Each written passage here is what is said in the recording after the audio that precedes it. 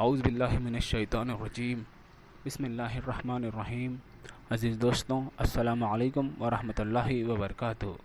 استقبال رمضان کورس 2022 کے 8ویں سیشن میں آپ تمام کا استقبال ہے۔ انشاءاللہ آج کے سیشن میں ہم زکوٰۃ کے بارے میں معلومات حاصل کریں گے۔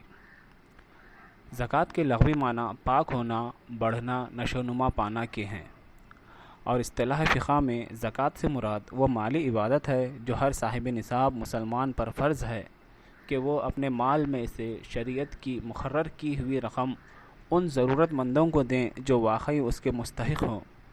زکوٰۃ ادا کرنے سے مال پاک و صاف ہو جاتا ہے، اللہ تعالیٰ کے فضل سے اس میں برکت ہوتی ہے۔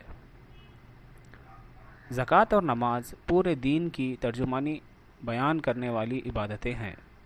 بدنی عبادت میں نماز پورے دین کی نمائندگی کرتی ہے اور مالی عبادت میں زکوٰۃ پورے دین کی نمائندگی کرتی ہے۔ نماز بندے کو خدا کے حقوق ادا کرنے کے لیے تیار کرتی ہے، تو وہیں زکوٰۃ بندگان خدا کے حقوق ادا کرنے کا گہرا شعور پیدا کرتی ہے۔ زکوٰۃ اسلام کا اہم رکن ہے، چنانچہ قرآن مجید میں جگہ جگہ ایمان کے بعد نماز اور نماز کے بعد زکوٰۃ کا ذکر ملتا ہے۔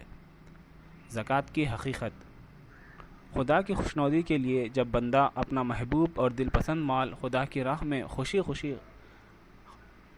خرچ کرتا ہے تو اس سے بندے کے دل میں جلا پیدا ہوتی ہے۔ زکوٰۃ ادا کرنا خود محبت الہی کا ثبوت ہے اور محبت الہی پروان چڑھانے کا ذریعہ بھی ہے۔ اللہ تعالیٰ کا ارشاد ہے، اور جو تم زکوٰۃ اللہ کی خوشنودی حاصل کرنے کے ارادے سے دیتے ہو، اسی کے دینے والے اپنے مال بڑھاتے ہیں۔ سورہ روم۔ اے ایمان والو، جو کچھ اللہ نے تمہیں بخشا ہے اس میں سے راہ خدا میں خرچ کرو۔ سورہ بقرہ۔ رسول اللہ صلی اللہ علیہ وسلم نے ارشاد فرمایا، اللہ تعالیٰ فرماتا ہے، اے ابن آدم، تو میرے ضرورت مند بندوں پر خرچ کر، میں تجھ پر خرچ کروں گا۔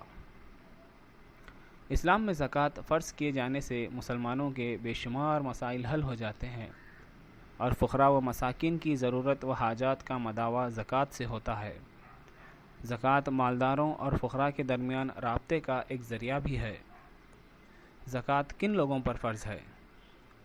زکوٰۃ ہر صاحب نصاب مسلمان پر فرض ہے جس کے پاس 7.5 تولہ سونا یا 52 تولہ چاندی یا اس کے برابر رقم موجود ہو اور اس مال کو اپنی ملکیت میں رکھے 1 سال گزر جائے تو اس پر زکوٰۃ فرض ہو جاتی ہے۔ سال کے اختتام پر سونا یا چاندی کی موجودہ قیمت لگا کر زکوٰۃ ادا کرنی چاہیے۔ جملہ رقم کا 2.5% حصہ زکوٰۃ کے طور پر ادا کیا جانا چاہیے۔ زکوٰۃ کی عظمت و فضیلت: اسلام میں زکوٰۃ کی غیر معمولی اہمیت کا اندازہ اس سے کیا جا سکتا ہے کہ قرآن مجید میں 82 مقامات پر نماز کے ساتھ زکوٰۃ کی تاکید کی گئی ہے۔ خلیفہ اول حضرت ابوبکر صدیق رضی اللہ عنہما کے دور خلافت میں جب کچھ لوگوں نے زکوٰۃ دینے سے انکار کر دیا تو آپ نے ان کو اسلام سے خارج سمجھا اور اعلان کیا کہ یہ لوگ دور رسالت میں جو زکوٰۃ دیتے تھے اس میں سے بکری کا ایک بچہ بھی روک لیں تو میں ان کے خلاف جہاد کروں گا۔ حضرت عبداللہ بن مسعود رضی اللہ عنہما کا ارشاد ہے، ہم کو نماز پڑھنے اور زکوٰۃ دینے کا حکم دیا گیا، اور جو شخص زکوٰۃ نہ دے اس کی نماز بھی نہیں۔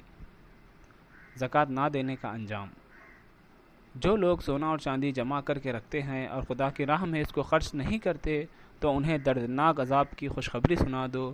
ایک دن آئے گا، اسی سونے اور چاندی پر جہنم کی آگ دہکائی جائے گی اور پھر اسی سے ان لوگوں کی پیشانیوں، پہلوؤں اور پٹھوں کو داغا جائے گا اور کہا جائے گا، یہ ہے وہ خزانہ جو تم اپنے لیے جمع کیا کرتے تھے، لو اب اپنی سمیٹی ہوئی دولت کا مزہ چکھو۔ سورہ توبہ۔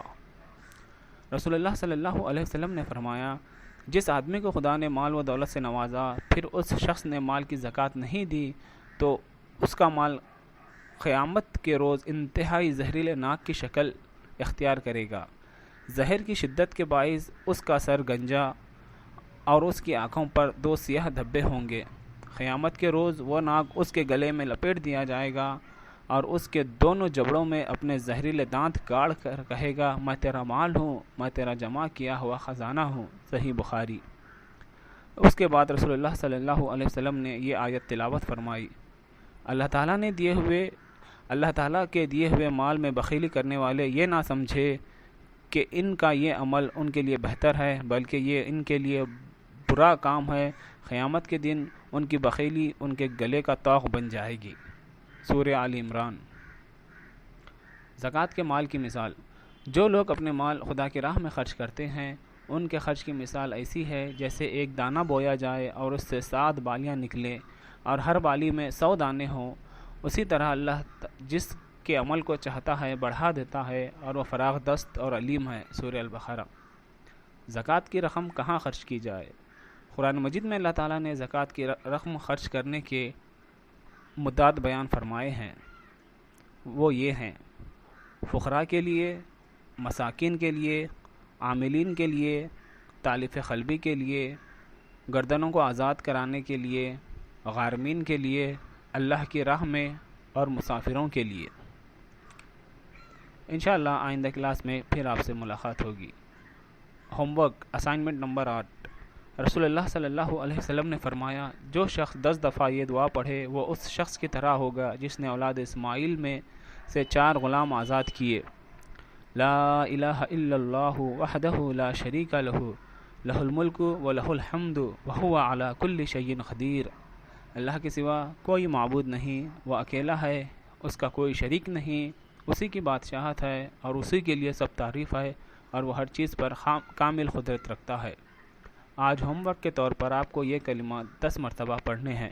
السلام علیکم ورحمۃ اللہ وبرکاتہ۔